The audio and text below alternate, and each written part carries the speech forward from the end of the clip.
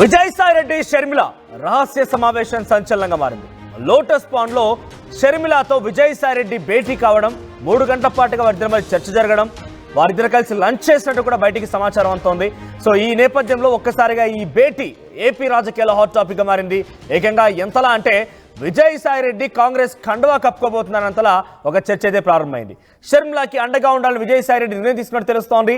రేపో మాపో 3 రంగుల జెండా, 3 రంగుల కండువాని తన ఒంటిపై ధరించి ఇకపైన కాంగ్రెస్ పార్టీ నేతగా, కాంగ్రెస్ పార్టీ కార్యకర్తగా షర్మిలకి అండదండలు ఇవ్వబోతున్నారట విజయసాయిరెడ్డి. ముఖ్య సలహాదారుడిగా షర్మిలకి రాజకీయ సలహాదారుడిగా ఉండే అవకాశం కూడా ఉన్నట్టు తెలుస్తోంది. షర్మిలతో సయోధ్య కోసం విజయసాయిని రంగంలోకి దింపారా జగన్ అనే ఒక చర్చ కూడా ప్రారంభమైంది. కాంగ్రెస్ కూటమికి దగ్గరవ్వాలని చూస్తున్నారా జగన్ అంటూ కూడా ఒక చర్చ అయితే స్టార్ట్ అయింది. చెల్లికి అన్నకి మధ్య సయోధ్య కుదుర్చడం, కాంగ్రెస్ కూటమికి దగ్గరవ్వడం, ఇవన్నిటికీ విజయసాయిరెడ్డి షర్మిలతో భేటీ అంశాలే కొంత ఊతమిస్తున్నాయి. కాంగ్రెస్ కూటమికి ఆయన దగ్గర కావాలని చూస్తున్న ప్రయత్నం చేస్తున్నారు జగన్ అంటూ కూడా ఒక చర్చ అయితే ప్రారంభమైంది. వచ్చే ఎన్నికల్లో కాంగ్రెస్ వైసీపీ కలిసి పోటీ చేస్తాయా అనే ఒక క్వశ్చన్ కూడా రేజ్ అవుతుంది ఇక్కడ. ఇవన్నిటి కూడా కొన్ని అప్డేట్స్ అందించిన ప్రతినిధి రాజేష్ లైవ్ లో సిద్ధంగా ఉన్నారు. రాజేష్, వైఎస్ షర్మిల విజయసాయిరెడ్డి భేటీని, రహస్య భేటీని ఎలా చూడాలి? దీనికి సంబంధించి అప్డేట్స్ ఏంటి?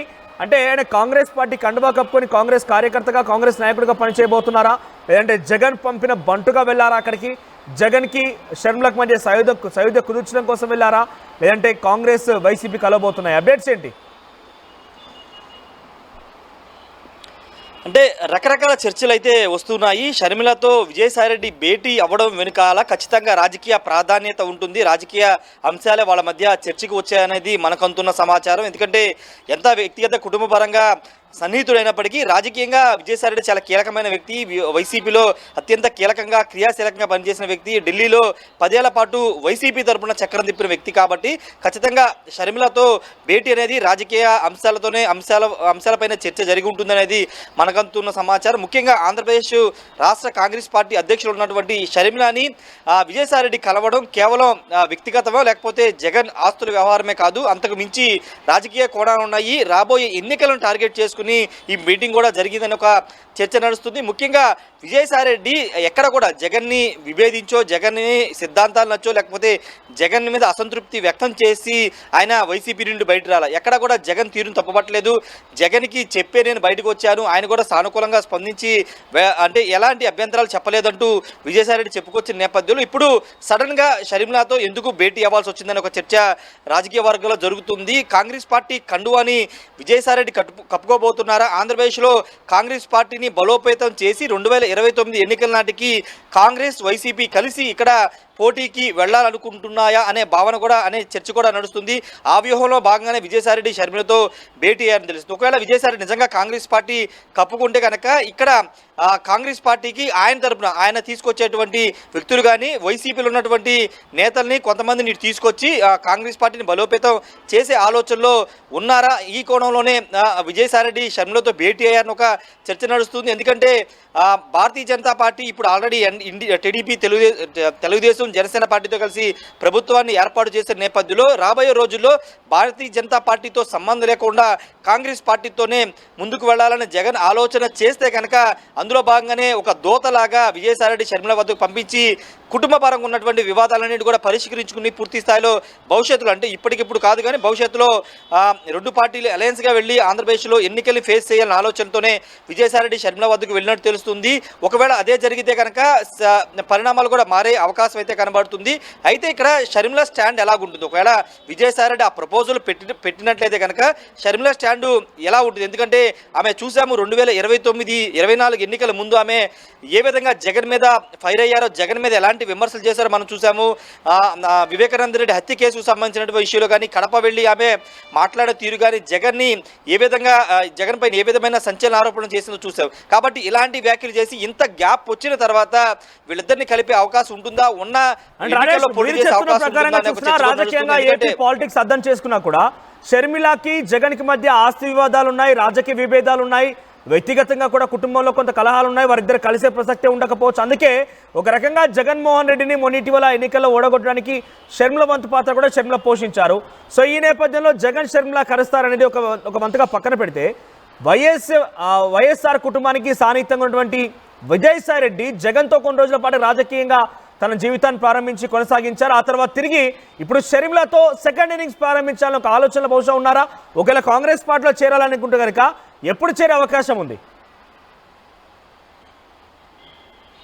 అంటే కాంగ్రెస్ పార్టీలో చేరిక ఇవన్నీ ఇంకా అంటే బయటికి రాలేదు, కానీ అది డిస్కషన్ అయితే ప్రస్తుతం జరిగిందని తెలుస్తుంది. కానీ పార్టీలో చేరిక ఇవన్నీ కూడా ఇప్పట్లో ఉండే అవకాశం లేదు. కేవలం షర్మిలాకి ఒక సలహాదారుడుగా, రాజకీయ సలహాదారుడుగా ప్రస్తుతానికి ఉండి రాబోయే రోజుల్లో కాంగ్రెస్ పార్టీలో బయటకు వచ్చి అయినా కాంగ్రెస్ పార్టీ తీర్థం పుచ్చుకునే అవకాశం కనబడుతుంది. ఎందుకంటే జాతీయ స్థాయిలో కూడా కాంగ్రెస్ మొన్న 2024 ఎన్నికలు కొంత గట్టిగానే మిత్రపక్షాలతో ఇండియా కూటమి ఏర్పాటు చేసిన కొంత బీజేపీకి చాలా గట్టి పోటీ ఇచ్చిన నేపథ్యంలో 2029లో ఖచ్చితంగా కాంగ్రెస్ పార్టీ కేంద్రంలో అధికారం వస్తున్న ధీమాని ఆ పార్టీ శ్రేణులు వ్యక్తం చేస్తున్న నేపథ్యంలో ఇప్పుడు విజయసాయిరెడ్డి ఆంధ్రప్రదేశ్లో కాంగ్రెస్ పార్టీని బలోపేతం చేయడానికి షర్మిలతో కలిసి చేయి కలిపి ముందుకు వెళ్ళడం ద్వారా వైసీపీని కూడా కలుపుకుని అధికారం ఫామ్ చేస్తారా అనే ఆలోచనలు ఉన్నట్టుగానే తెలుస్తుంది. కాబట్టి ప్రస్తుతానికైతే చేరికలకు సంబంధించి ఎక్కడ కూడా స్పష్టత లేదు. అది ఇప్పుడు జరిగే అవకాశం కూడా లేదు. ఎందుకంటే ఇనీషియల్ స్టేజ్లో అవన్నీ కూడా డిస్కషన్కి వచ్చే అవకాశం లేదు. కేవలం పార్టీలకు సంబంధించిన అంశం మీద చర్చించిన తర్వాత జాయినింగ్ అనేవి భవిష్యత్తులో నిర్ణయాలు తీసుకునే అవకాశం కనబడుతుంది. ప్రస్తుతం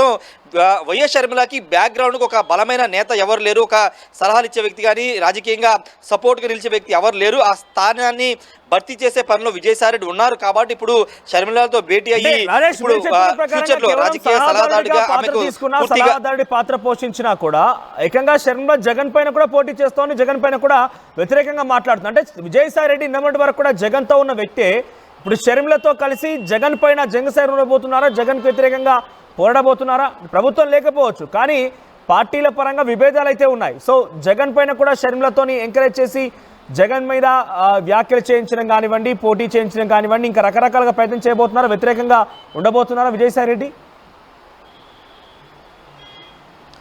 అంటే అది కూడా జరిగే అవకాశం ఉంది. ఎందుకంటే రాజకీయాల్లో ఒక్కరోజు చాలు మార్పులు జరగడానికి, పరిణామాలు మారడానికి ఒకరోజు చాలు.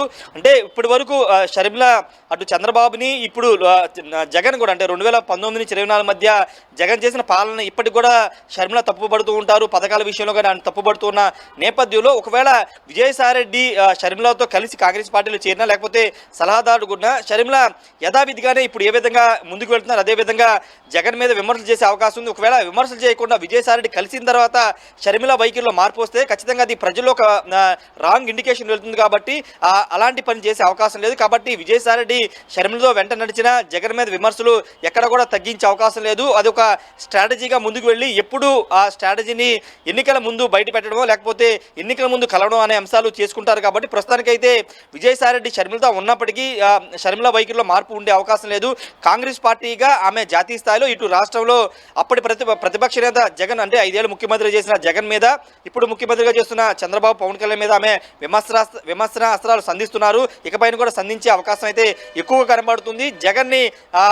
జగన్ విషయంలో కూడా వెనకడుగు వేసే అవకాశమే లేదు. ఎందుకంటే ఒకవేళ వెనకడుగు వేస్తే కనుక ఖచ్చితంగా విజయసాయిరెడ్డి వచ్చారు కాబట్టి ఇద్దరి మధ్య ఒక కొలిక్కి వచ్చాయి, ఇష్యూ అంతా కొలిక్కి వచ్చింది. అందుకే షర్మిల జగన్ గురించి మాట్లాడలేదని ఒక డిస్కషన్ ప్రజల్లోకి వెళుతుంది. కాబట్టి అలాంటి ఆలోచన షర్మిల చేసే అవకాశమే లేదు. కాబట్టి ప్రస్తుతానికి షర్మిల ఇప్పుడు ఏదైతే స్ట్రాటజీతో ముందుకు వెళ్తున్నారో అదే స్ట్రాటజీతో ముందుకు వెళ్తారు.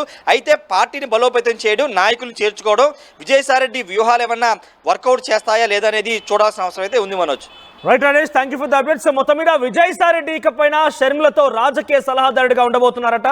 దీనికి సంబంధించి 3 రోజుల క్రితమే వారిద్దరి మధ్య చర్చలు కూడా జరిగాయి. సుమారుగా 3-4 గంటల పాటుగా చర్చలు జరిగాయి. నిన్నటి వరకు జగన్తో పాటుగా ఉన్నటువంటి విజయసాయిరెడ్డి జగన్ పైన ఎటువంటి విమర్శలు చేయలేరు, వైసీపీ పార్టీపై ఎటువంటి విమర్శలు చేయలేరు. తనంతట తానే రాజకీయాలకి స్వస్తి పలుకుతున్నాను, రాజకీయాలకి ముగింపు పలుకుతున్నాను చెప్పుకొచ్చి బయటకు వచ్చేసారని రాజ్యసభ సభ్యత్వానికి, వైసీపీ ప్రాథమిక సభ్యత్వానికి రాజీనామా చేసి బయటకు వచ్చేశారు. వచ్చి రాగానే 1-2 రోజుల్లోనే ఆయన లోటస్ పాండ్లో షర్మిలతో భేటీ కావడం, ఈ చర్చలు జరగడం, రాజకీయ సలహాదారుడిగా ముందుకు వెళ్తానని చెప్పడం, ఆ తర్వాత షర్మిల కూడా ఆయన్ని స్వాగతించడం, తర్వాత ముఖ్యంగా కాంగ్రెస్ పార్టీతో కూడా కలిసి వెళ్తారని చెప్పి ఒక చర్చలు బయటకు రావడం, వార్తలు షికారులు అవ్వడం చూస్తున్నాం. సో మరి విజయసాయిరెడ్డి షర్మిలకు ఎటువంటి సహకారం అందిస్తారు, షర్మిల విజయసాయిరెడ్డి సహకారం ఏ విధంగా తీసుకుంటుంది, విషయం పైన వైసీపీ ఏ రకంగా రియాక్ట్ అవుతుందో చూడాలి. మరి ఇద్దరు భేటీ పైన ఏపీ ప్రజలుగా, ఏపీ రాజకీయ నేపథ్యం తెలిసినటువంటి వ్యక్తులు కానీ, ఏపీ రాజకీయాలను నిత్యం చూసేటువంటి వ్యక్తులుగా మీ అభిప్రాయం ఏంటి? అభిప్రాయాన్ని కామెంట్ రూపంలో తెలియజేసే ప్రయత్నం చేయండి.